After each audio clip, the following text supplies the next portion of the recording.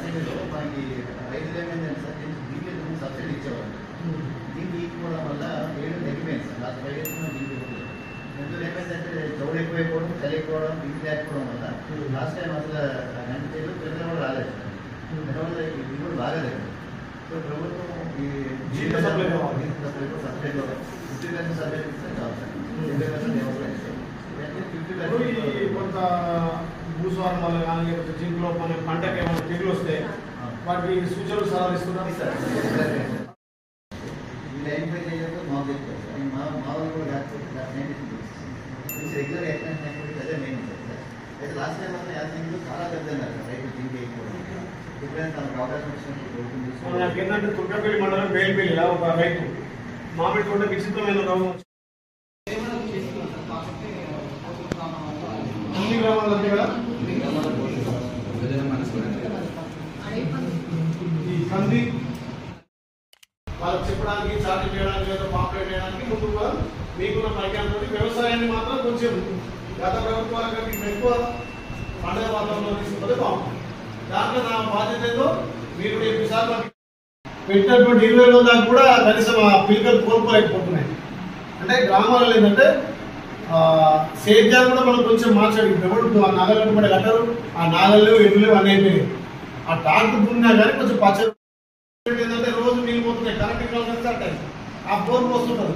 Easy పంటకు అలవాటు మీ ద్వారా మోటివేట్ చేసి కొంత పచ్చడి ఉంటే కొంత మేకలు పశువులు కానీ దీని ద్వారా మీ ఆరోగ్యం మంచిగా ఉంటుంది, పంట బాగుంటుందని చెప్పి కొంచెం మోటివేట్ చేస్తే వ్యవసాయాన్ని కొంచెం మనం ఇంకా మార్చడం అవుతుంది.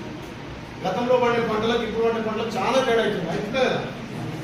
నేను పండించినప్పుడు 45 బస్తాలు 50 బస్తాలు వండే దగ్గర ఇప్పుడు 30 బస్తాలకు వచ్చింది.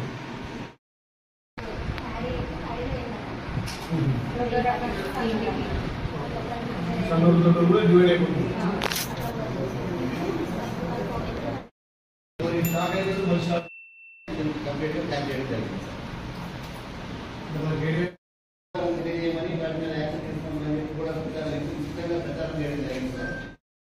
కాబట్టి రైతులకు మీ సూచనలు సలహాలు ఇన్ టైంలో ఏ రకంగా మనం సాగు చేసుకోవాలి, ఏ టైం ఏ సాగిస్తే ఎక్కువ దిగుబడి వస్తుంది. గతంలో అనేది మా పెద్దలు రోని నాడు కనుక మనం నాటు పెడితే, రోని నాడు కనుక మనం దున్ని విత్తనం పెడితే అది శ్రేష్టంగా పౌష్టికంగా మంచి ఈల్డ్ వస్తుంది. కాబట్టి అంటే అలాంటి మెద్దలు పాతకాలంలో మా తాత తలనాడు మనం చూసుకున్నాం.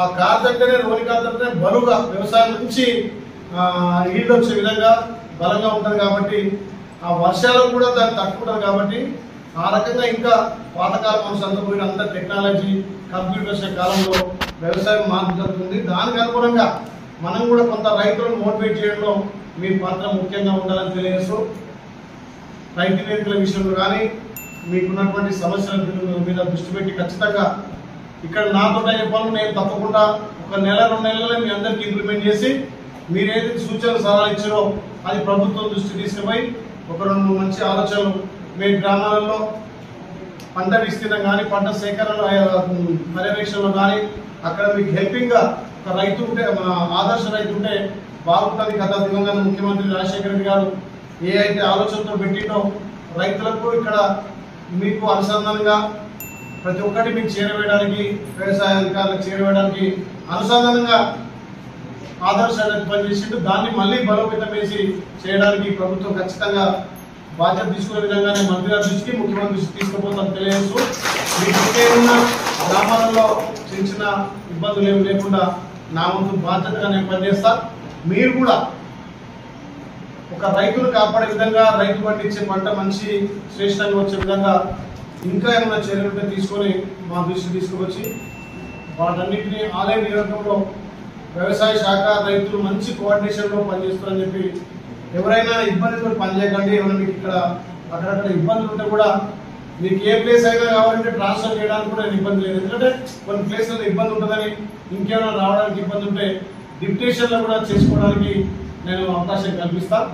మీరు ఇష్టంతో ఫ్రెండ్లీగా నేను ఎప్పుడున్నా నేను ఎమ్మెల్యేలో విత్పనో లేకపోతే ఎక్కడ రాకుండా నేను రైతుగా మీ అందరితో కలిసి మీ సూచనలు తీసుకొని మీ సూచనల ప్రకారం ప్రభుత్వానికి కూడా సిఫార్సు చేసి అన్ని ఇంప్లిమెంట్ చేసినట్టుగా రైతుకు మనం అండగా ఉన్నట్టుగా ఈ మధ్యనే మన ప్రభుత్వం ఏదైతే మాట ఇచ్చినట్టు రుణమాఫీ కానీ రైతు బంధు కానీ ఈ రెండు ఇంప్లిమెంట్ చేసుకోగలిగినాం.